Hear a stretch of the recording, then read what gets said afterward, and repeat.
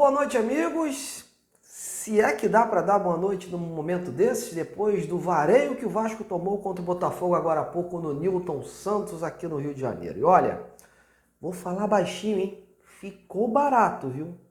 Se o Botafogo não tirasse o pé no freio do segundo tempo, tivesse aquele ímpeto com que iniciou a partida, a pancada seria bem maior. Óbvio que o time do Botafogo era superior tecnicamente, isso era claro antes do jogo, mas por mais que haja uma superioridade do outro lado, o Vasco não podia entrar em campo com aquela postura, né? Uma postura entregue, displicente, jogadores perdendo a bola com facilidade ali e se tornando presa fácil do adversário. Eu tenho cá minhas dúvidas, galera, se o Botafogo e o seu treinador estavam achando que seria tão fácil assim vencer do Vasco, né? Porque hoje o time me pareceu muito aquele Vasco que foi nocauteado pelo Flamengo no primeiro turno e pelo São Paulo no segundo. Um time sem força para reagir e que perdeu o jogo ainda no primeiro tempo.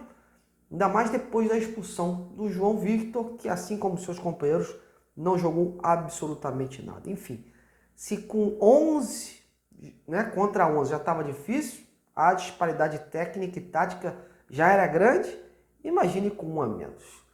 Vou repetir o que eu disse agora em minhas redes sociais. Para sonhar com coisas grandes, alçar voos maiores na competição, além do elenco, claro, tem que jogar bola, tem que competir e mostrar repertório tático e organização. Hoje o Vasco foi o oposto disso.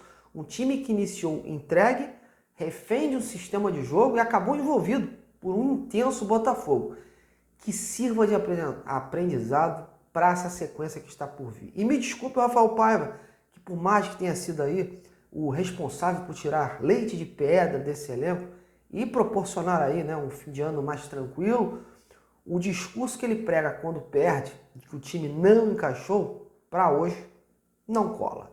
Não cola porque hoje ele também teve responsabilidade nessa derrota.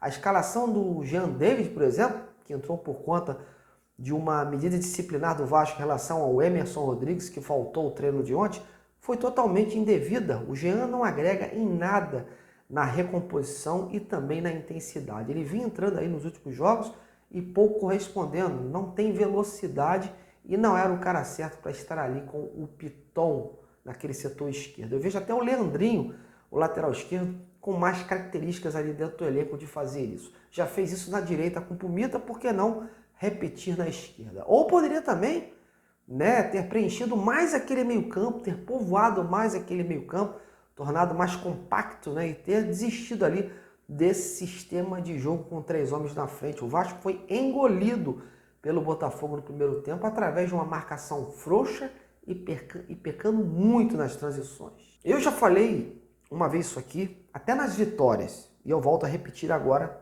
também na derrota.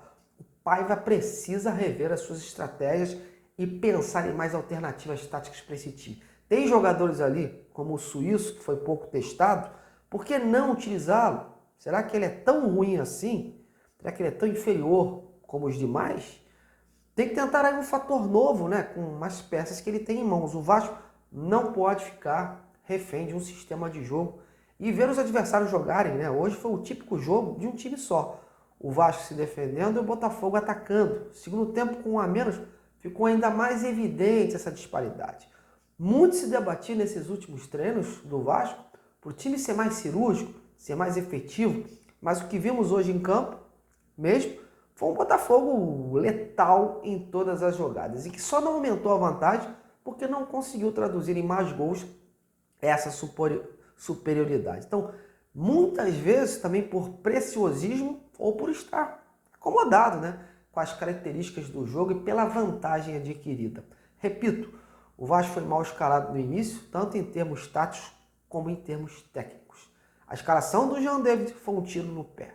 O Vasco pecou muito na recomposição hoje. O Payet também não viu a cor da bola. O seu meio-campo foi inoperante e até mesmo o Hugo Moura, que vinha sendo ali o destaque dos jogos passados, falhou bizonhamente entregando uma bola para o adversário, assim como o Pumita também repetiu o erro. Meus amigos, jogo para o torcedor vascaíno esquecer, mas para o técnico e os seus jogadores lembrarem. É preciso ter em mente aí os erros, as atrocidades feitas e o pensamento colocado em campo. A sorte entre aspas, do Vasco, nesse Brasileirão, nessa reta final, é que o Bahia, que hoje está em sétimo, também tomou uma sapatada em casa para o São Paulo. E com isso, a distância seguiu sendo aí de 3 pontos. Mas o Cruzeiro joga amanhã, pode aumentar, e ainda tem o Atlético também, né? Enfim, o campeonato está aberto. Mas eu repito, não adianta ficar fazendo conjunturas, projeções de G7, G8 ou G9, se o time não jogar bola ou competir. A marca negativa do Vasco nesse campeonato foram justamente as oscilações. E hoje, mais uma vez, o time oscilou negativamente em relação ao jogo passado. Que fique de lição. Eu não vou me estender mais, porque o que jogamos hoje não merece muitas análises. Agora eu deixo você. E aí, quem foi ou foram os principais culpados dessa derrota? Você imaginava uma facilidade assim? Comente e participe, beleza? Tô indo, amanhã a gente se vê. Abração, galera!